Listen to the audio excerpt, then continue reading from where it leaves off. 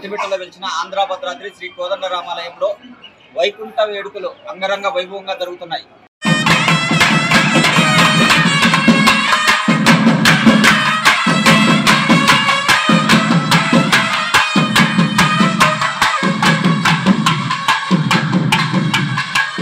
చాలా బాగుంది ఇక్కడ ఏర్పాట్లు. ఎంత జనం వచ్చినా కూడా దర్శనం అనేది 5-10 నిమిషాల్లో దర్శనం చేసుకొని బయటకు వచ్చి విశాలమైన మందిరంలో ఎంతో సంతోషంగా తీర్థ ప్రసాదాలు కూడా సేకరించి చాలా సంతోషంగా వచ్చి పోతూ ఉన్నారు భక్తులందరూ కూడా.